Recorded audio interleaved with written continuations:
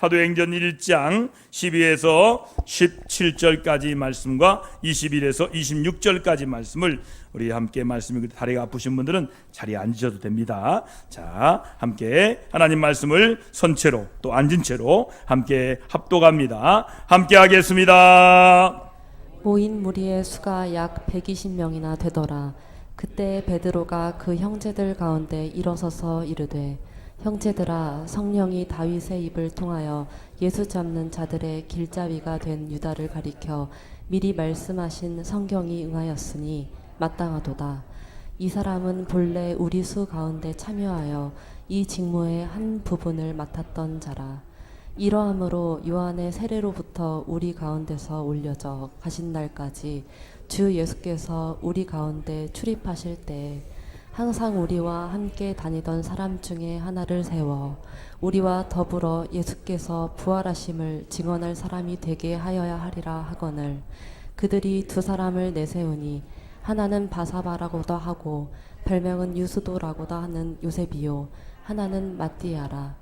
그들이 기도하여 이르되, 뭇사람의 마음을 아시는 주여, 이 두 사람 중에 누가 주님께 택하신 바 되어 봉사와 및 사도의 직무를 대신할 자인지를 보시옵소서. 유다는 이 직무를 버리고 제 곳으로 갔나이다 하고 제비 뽑아 마띠아를 얻으니 그가 11사도의 수에 들어가니라. 아멘. 이는 살아계신 하나님의 말씀입니다. 취업하기가 참 어려운 시대에 살고 있습니다. 일자리는 한정되어 있는데 사람들이 많아요. 특히 젊은이들이 취업을 위해서 기도하고 있는데, 여러분 기도 많이 해주시기를 바랍니다. 여러분, 기업이나 회사에서 이 직원을 뽑기 위해서 채용 공고를 냅니다. 이 채용 공고를 보면 지원 자격과 채용 분야가 적혀 있는 것을 볼 수 있습니다. 회사는 아무나 사람을 뽑지 않습니다. 꼭 필요한 분야에 적합한 자격을 갖춘 사람을 뽑게 됩니다. 그 이유는 회사가 원하는 사람이 들어와야 회사가 잘 되기 때문입니다. 우리나라 기업 중에 삼성이라는 대기업은 오래전부터 직원을 뽑을 때 실력으로만 뽑지 않았습니다. 애니어그램을 통해서 꼭 필요한 사람을 뽑았고, MBTI를 통해서 꼭 필요한 사람을 뽑았어요. 그래서 애니어그램 MBTI를 모르면 회사에 들어갈 수가 없어요. 그만큼 삼성은 철저하게 뽑았습니다. 한때는 관상 보는 사람 옆에 세워놓고 뽑았대요. 근데 그게 정확하지 않은 거예요. 관상보다 정확한 것이 무엇이 있을까 연구해 보니까 하나님의 형상을 닮은 9가지 그림, 애니어그램, 그리고 MBTI라는 아주 좋은 도구가 있는 거예요. 그래서 그걸 통해서 회사의 직원들을 잘 뽑자 삼성이 제1기업이 되는 거예요. 회사는요, 살을 잘 들어야지 회사가 잘 되기 때문에 회사원들을 잘 뽑는 거예요. 그래서 기업이나 회사는요, 새로운 직원을 채용하는 일에 그들은 온갖 심혈을 기울입니다. 오늘 말씀에 보니까 성경에도 이와 비슷한 이야기가 나옵니다. 하나님께서 그분의 일을 위해서 일할 일꾼을 선출하는 사건이 나옵니다. 하나님도 사람을 아무나 쓰지 않으십니다. 하나님 뜻에 꼭 맞는 사람을 쓰십니다. 여기서 하나님의 뜻을 다른 말로 표현하면 하나님이 쓰시는 조건을 말합니다. 한번 따라해 볼까요? 하나님이 쓰시는 조건. 하나님의 뜻에 맞는 사람은 하나님이 쓰시는 조건에 맞아야 돼요. 그렇다면 하나님이 뽑으시는 일꾼의 조건은 무엇일까요? 그것을 알아보기 위해서 오늘 말씀 속으로 함께 들어가 보겠습니다. 오늘 말씀은 가룟유다를 대신할 사도를 선출하는 과정을 우리에게 소개하고 있습니다. 예수님이 승천한 후에 예수님의 제자를 포함한 120명의 사람들이 다락방에 모여서 오로지 기도하고 있었습니다. 이들이 모든 이유가 뭡니까? 주님이 승천하시면서 하신 말씀이 있었기 때문입니다. 주님이 승천하시기 전에 사람들에게 말씀합니다. 예루살렘을 떠나지 말고 아버지께 약속하신 것을 기다리고 있으라, 이렇게 말씀하셨어요. 여기서 하나님이 말씀하신 것은 성령님이에요. 한번 따라합시다. 성령님을 기다립니다. 여러분, 성령님을 기다려야 되는 거예요. 왜 교회에 옵니까? 성령님을 받기 위해 오는 거예요. 할렐루야. 왜 기도합니까? 성령님을 기다리는 거예요. 그래서 이 제자들과 무리들이 예루살렘을 떠나지 않고 있었어요. 이때 그곳에 있던 베드로가 일어나서 한 가지 제안을 합니다. 그것이 무엇입니까? 주님을 배반한 가룟 유다를 대신할 사람을 뽑자 라는 것이었습니다. 여러분, 원래 주님의 제자는 12지파를 대표하는 12명이었어요. 12명이 그냥 나온 게 아니에요. 12지파를 상징하는 12명이었는데 가룟 유다가 주님을 은 30냥에 팔아먹었어요. 근데 팔고 난 다음에 그가 죄책감에 시달립니다. 스스로 목을 매달아서 목숨을 끊었어요. 이렇게 해서 공석이 된 가룟 유다의 자리에 새로운 인물을 세우자고 베드로가 제안했습니다. 모두가 베드로의 제안에 좋게 여겼습니다. 그러자 베드로는 새로 뽑을 사도의 조건을 이렇게 제시합니다. 그때 두 사람의 추천이 되었어요. 한 사람은 바사바라는 요셉이었습니다. 또 한 사람은 마띠아였습니다. 두 사람은 모두 이 조건에 딱 맞는 사람들이었습니다. 누가 뽑혀도 이상하지 않았습니다. 그러기에 이 두 사람 중에 누굴 뽑아야 할지를 몰랐어요. 그만큼 이 두 사람이 신앙이 훌륭했습니다. 그래서 할 수 없이 하나님께 기도한 후에 제비 뽑기로 결정합니다. 이렇게 해서 마띠아가 뽑히게 되었습니다. 여기서 우리가 생각해야 볼 것이 있습니다. 나는 주위 사람들에게 추천을 받을 만한 그런 믿음 생활을 하고 있는가입니다.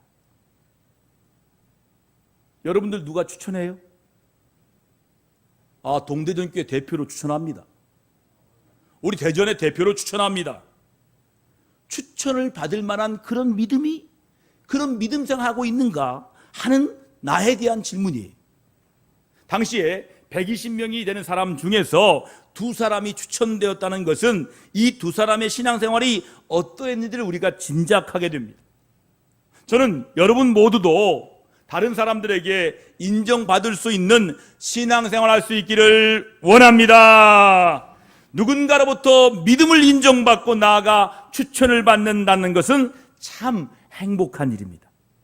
한번 따라합시다. 추천받으니까 행복합니다. 교회에서 추천받으면 안 해요, 못해요, 막 그래요. 회사를 다닐 때 추천받으면 왜요? 내가 하겠습니다. 왜 이렇게 적극적이지 않습니까? 여러분, 교회에서도 추천받을 때만 저요라 하지 말고 추천할 때마다 아멘. 시작. 아멘. 추천하면 아멘. 할렐루야. 목사님이 추천하면 아멘. 이렇게 해야죠. 교사로 추천합니다. 아멘. 그러면 교사가 많아지잖아. 할렐루야. 찬양대로 추천합니다. 아멘. 이렇게 하면 잘 될 겁니다. 할렐루야. 여러분, 추천받을 때마다 아멘 하시는 저와 여러분 되기를 주의 이름으로 축원합니다. 여러분, 중요한 게 그거예요. 내가 추천받을 사람이냐, 이게 중요한 거예요. 다른 사람에게 추천받을 수 있는 신앙생활 하시기를 주의 이름으로 축원합니다. 여러분, 이건 행복한 일이에요. 그러니까 우리 모두가 이런 행복을 맛볼 수 있도록 신앙생활이 아름다울 수 있기를 주님의 이름으로 축복합니다. 그럼 어떻게 하면 우리 신앙이 아름다울 수 있는지를 말씀을 통해 보겠습니다. 마띠아가 사도로 뽑히게 되었다는 것은 너무너무 귀한 일이었어요. 아마 본인과 그의 가족에게 가문의 영광, 큰 영광이었을 것입니다. 예수님을 대신하여서 사람들을 섬기고 주님 말씀을 가르치는 사람으로 세움을 받았기 때문이, 이것은 정말 중요하지만 이것보다 더 중요하게 생각할 것이 있습니다. 그것이 뭐냐면 신앙의 삶의 모습이에요. 여러분, 추천받는 것도 중요해요. 세움받는 것도 중요해요. 그런데요, 그의 신앙의 삶의 모습이 중요해요. 이 최종적으로 사도의 마띠아가 뽑힙니다. 요셉은 뽑히지 못했어요. 하지만 이 두 사람은 똑같이 하나님이 뽑히시는 사도의 조건을 갖췄다는 것입니다. 그렇다면 사도로 뽑는 기준은 무엇이었을까요? 자, 말씀에 나와 있습니다. 21에서 22절 말씀 다 같이 말씀으로 확인합니다. 함께 합니다. 함께 읽습니다. 시작. 이러함으로 요한의 세례로부터 우리 가운데서 올려져 가신 날까지 주 예수께서 우리 가운데 출입하실 때에 항상 우리와 함께 다니던 사람 중에 하나를 세워 우리와 더불어 예수께서 부활하심을 증언할 사람이 되게 하여야 하리라 하거늘. 이렇게 말씀합니다. 베드로가 말한 사도의 조건은 이것이었어요. 예수님께서 하나님의 아들로 본격적인 사역을 시작했을 때부터 예수님께서 승천하실 때까지 예수님과 함께 했던 사람이었어요. 여기서 예수님께서 우리 가운데 출입하실 때라는 말은 예수님의 공개적인 사역을 말하고 있습니다. 공생애를 말합니다. 한번 따라합시다. 공생애. 예수님의 삶은 사생애와 공생애로 되어 있어요. 30살 이전까지는 사생애였어요. 예수님의 직업은 목수였어요. 그리고 30살 이후부터 33살쯤까지는 공생애였어요. 이 말씀은 공생애를 말합니다. 즉 예수님께서 세례요한에게 세례를 받으실 때부터 예수님께서 십자가에 못 박히시고 죽으시고 부활하셔서 승천하실 때까지 함께한 사람이 사도의 조건에 합한 사람이라는 것입니다. 이 말을 한마디로 표현한다면 예수님과 동고동락한 사람을 말합니다. 한번 해볼까요? 동고동락. 발음을 정확하게 하세요. 동거 아닙니다. 동고입니다. 동고동락. 이 말은 뭐냐면 주님과 괴로움과 즐거움을 함께한 사람이에요. 주님과 생사를 같이 한 사람이 사도가 될 자격이 있다는 거예요. 이런 면에서 요셉과 마띠아는 다른 사람들이 모범이 되었던 것 같습니다. 그래서 사람들로부터 추천을 받을 수가 있었던 거예요. 야, 마띠아와 요셉은 주님과 늘 함께한 사람이었어. 동고동락한 사람이었어. 그래서 추천할 수가 있어. 그래서 추천받은 거예요. 사랑하는 성도 여러분, 오늘 성경은 사도의 기준 중에 대한 말씀을 하고 있는데, 그렇다면 현대를 살아가는 우리에게 이것이 어떤 의미로 내게 다가오는 것일까요? 사도는 오늘날 목회자이기도 합니다. 교인으로 와요. 교인은 교회 왔다가 하는 사람이 교인이에요. 예수님을 영접한 사람이 성도예요. 성도. 자, 따라합시다. 교인에서 성도로. 할렐루야. 이 성도에서 제자가 되는 거예요. 할렐루야. 제자는 주님을 따라 사는 거예요. 제자 되고 주님 따라 죽는 사람들이 사도입니다. 그러니까 사도가 너무 중요한 거예요. 제자가 많은 교회, 사도가 있는 교회, 우리 교회 되기를 주의 이름으로 축원을 드립니다. 여러분, 중요한 것이 뭐냐면 어떤 직책을 맡았느냐, 이것보다는 주님과 어떤 관계를 맺고 살아가고 있느냐가 중요한 거예요. 여러분, 이것이 직책 맡은 자와 성도들이 중요하게 여겨야 할 거예요. 오늘 장로님 기도하셨지만 주님은 포도나무요, 나는 가지입니다. 주님께 붙어 있어야 되는 거예요. 이게 중요한 거예요. 우리 모두는 예수님께 붙어 있는 예수님 믿는 사람입니다. 할렐루야. 예수님을 따라가는 제자입니다. 할렐루야. 그에게 필요한 자세가 뭡니까? 이것이에요. 바로 주님과 동고동락하는 것입니다. 자, 한번 따라해 봅시다. 나는 주님과 동고동락하겠습니다. 손을 들고 선서하는 마음으로 시작. 나는 주님과 동고동락하겠습니다. 여러분, 주님께 맹세하는 거예요. 나 주님과 동고동락하겠습니다. 주님과 동고동락하는 말은 의미가 뭡니까? 어떤 상황에서도 주님과 함께하는 거예요. 우리는 여기서 어떤 상황이라고 하는 말의 의미를 한번 깊이 한번 생각해 봐야 돼요. 여기서 말하는 어떤 상황은 낮과 밤과 같은 상황을 말합니다. 낮에는 환한 삶을 살 때를 말합니다. 환한 날이, 밤에는 밤처럼 캄캄하고 어두운 상황에 놓여 있을 때를 말씀합니다. 여러분, 우리 인생이요, 낮일 때도 있어요. 그런데 또 밤일 때도 있어요. 목사님, 저는 지금 밤입니다. 내 인생이 어두운 밤이에요. 칠흑같이 어두운 그런 밤일 때도 주님과 함께 해야 하는 거예요. 한마디로 말하면 주님과 고통과 기쁨을 함께 하는 거예요. 우리 주위에 보면 예수님의 제자라고 말하는 사람들 중에 좋은 일이 펼쳐지고 감사한 상황을 만나면 기쁘게 주님을 따라갑니다. 주님과 함께 기뻐하면서 따라갑니다. 예수님 당시에 많은 사람들이 그랬어요. 예수님께 행하신 기적을 체험한 이들은 주님을 아주 기쁘게 따라다녔습니다. 물고기 2마리와 보리떡 5개로 장정 20세 이상 된 남자만 5,000명을 먹이신 사건을 보면서 주님을 기쁘게 따라갔습니다.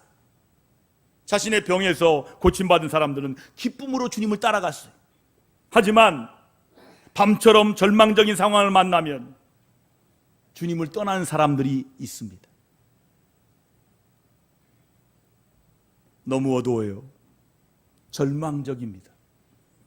나 아닌 게 비유, 나는 아닌 게 비유 하면서 떠나요. 여러분, 우리 삶이 늘 낮과 같을 수 없습니다. 때로 힘들고 어려운 밤과 같을 수 있어요. 그래서 살아가는 그 자체가 버겁고 힘이 들어요. 그러다 보니 신앙생활 하는 것이 힘들게 다가옵니다. 일주일에 한 번 예배하는 것이 싫어져요. 교회에서 헌신하는 것이 너무 귀찮게 여겨집니다. 그러다 보니까 끝내 사람들이 주님에게서 몸과 마음이 점점 멀어집니다. 그리고 교회를 떠나기도 합니다. 교회는 나오지만 마음이 멀어진 채 의무감만 있습니다. 마치 주님이 십자가에 달리시기 위해서 군인들에 의해서 잡혔을 때 주님을 떠났던 사람들과 같습니다. 더 이상 예수님에게서 기대할 것이 없다라고 느끼자 주님을 떠났던 사람들처럼 말입니다. 하지만 요셉과 마띠아는 그런 상황 속에서 주님을 떠나지 않습니다. 주님과 함께 있는 것이 기쁠 때도 힘들 때도 여전히 함께 있었습니다. 할렐루야. 주님과 생사를 같이 한 사람들이었습니다. 여러분들은 어떠세요? 주님과 동고동락하고 있으십니까? 좋은 일이 있을 때나 고난과 절망적인 현실 앞에서도 끝까지 주님을 따르는 참제자로 살아가고 있으십니까? 사실 주님과 동고동락하는 것은 결코 쉬운 일이 아닙니다. 주님과 동고동락했던 마띠아와 요셉은 어떠했을까요? 편안함과는 거리가 멀었을 것입니다. 인간적인 출세를 포기해야만 했을 것입니다. 왜 허구한 날 예수님만 따라다니냐고, 그렇게 할 일이 없냐고, 예수쟁이라고 미쳤다라고 조롱하는 사람도 있었을 것입니다. 그럼에도 주님과 동고동락하기로 한 이들의 믿음은 변하지 않습니다. 뿐만 아닙니다. 주님이 승천하신 후에도 여전히 주님을 위해 살아갔습니다. 성경학자들의 연구의 발표에 의하면 요셉이라는 사람, 아까 말했던 바사다 요셉이라는 사람은요, 정말 예수님이 구원자라는 것을 증명하라고 불신자들의 강력한 도전을 받았을 때 예수님의 이름으로 뱀의 독을 마셨어요. 그 사람들이 어떻게 그 주님의 말씀을 기억했는지 모르는데, 야, 네가 믿는 주님이 그랬잖아. 뱀의 독을 마셔도 안 죽는다고. 한번 마셔봐. 여러분, 따라하지 마세요. 따라하지 마세요. 믿음 있는 분은 괜찮아요. 그런데 믿음 없이 먹었다가 가요. 이건 따라했어. 예수님 말씀대로 그대로 한 거예요. 뱀의 독을 마셨습니다. 순교를 각오했습니다. 주님을 위해서 뱀의 독을 벌컥벌컥 마셨던 것입니다. 그런데 그때 뱀의 독을 마셨지만 죽지 않았어요. 이 광경을 목격한 사람들 중에 주님을 믿는 사람들이 생겨났다고 합니다. 시골교회 목사님들을 위해 기도해 주시기 바랍니다. 시골교회 목사님들은요, 상한 요구르트도 먹어야 돼요. 이 볼록 태어난 요구르트를 교회에 한 번 나온 성도인 할머니가, 목사님 이거 귀한 겁니다, 먹어야 돼요. 안 먹으면 안 돼. 배탈 나도 먹어야 돼. 이건 시골 목회의 철칙입니다. 이거 상했습니다 그랬다는 안 돼요. 그냥 먹어야 돼. 기도하고. 그러면 괜찮아요. 할렐루야. 요구르트는 먹어도 됩니다. 유산균이니까 그 독은 먹지 마요. 여러분, 믿음이 있으면 괜찮지만 그만한 믿음이 없잖아요. 근데 이 광경을 지켜본 사람들이, 와, 저 사람 죽음도 각오하네? 와, 저 사람 안 죽네? 하나님이 함께 하시네? 라고 믿음을 갖게 된 거예요. 할렐루야. 그리고 마띠아는 에티오피아, 아프리카에서 전도 활동하다가 그곳에서 순교당했습니다.